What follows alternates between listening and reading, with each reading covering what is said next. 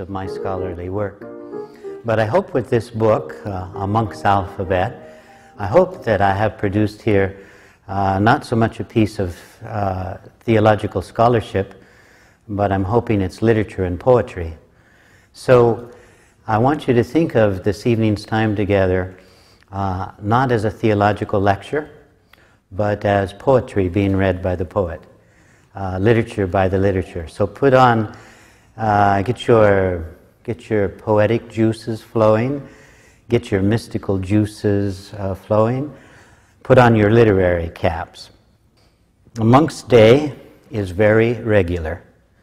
Prayer always at the same time and structured in the same way. Reading and work at the appointed intervals. Meals at the customary hour and always taken at the assigned place in the refectory. A predictable diet. Always to bed at this hour. Always rising from sleep at that hour. The architectural arrangement of the monastery underlines the regularity of these monastic practices. I've been living in my monastery since 1973. Not much has changed in the way I pass my days. This terrifying regularity is not meant to drive a person mad, though it has been known to do so. It is not even meant primarily as a form of asceticism, though it does require a certain sense of discipline. It is not a repudiation of variety as the spice of life, though at first it can appear flavorless. Rather, it is designed to set the monk on a different level of being, and generally it accomplishes just that. Once used to the exterior routine, the monk is free to live much more readily attuned to an interior life, to a realm in which the life of the mind and the spirit holds sway. Only this can make the monastic life interesting.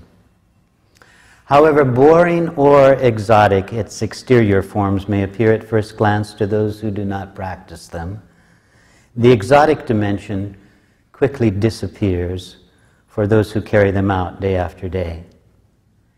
And yet even these dimensions retain a kind of aura for practitioner and observer alike, precisely because they are the concrete forms through which one passes back and forth from one level of life to the other. With this book, I want to testify, no, not for me, it isn't. With this book, I want to share some of my life, not because there's anything especially interesting about me, but because the life of the mind and the spirit is interesting.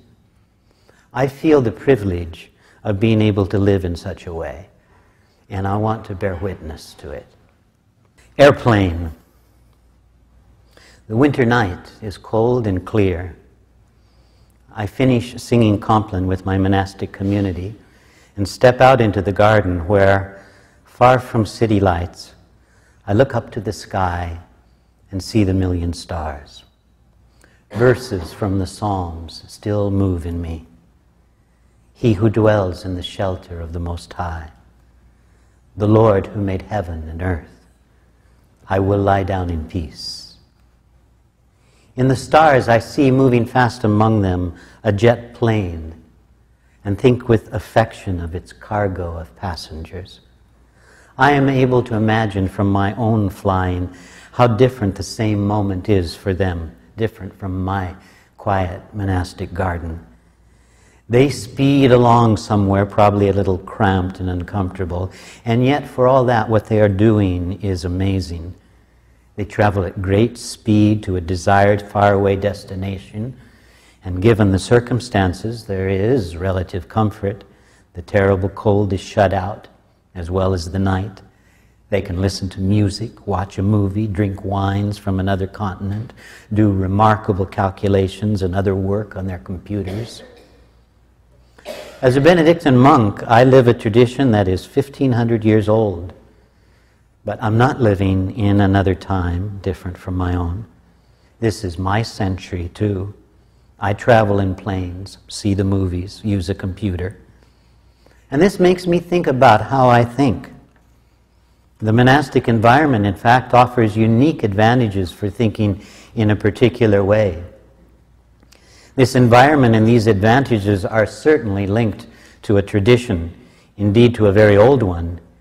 And yet, at the same time, the one thinking, in this case me, is also a product of and player in his own times. That is, he is involved in the kind of world of which jet travel may serve as an emblem.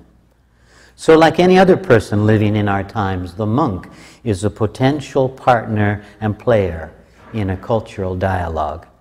He is not disqualified by the ancient traditions to which he adheres.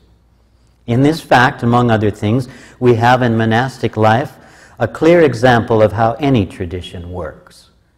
Traditions are not lived for their own sake. They are valued and lived when they are thought to contain a wisdom still useful for our present and future.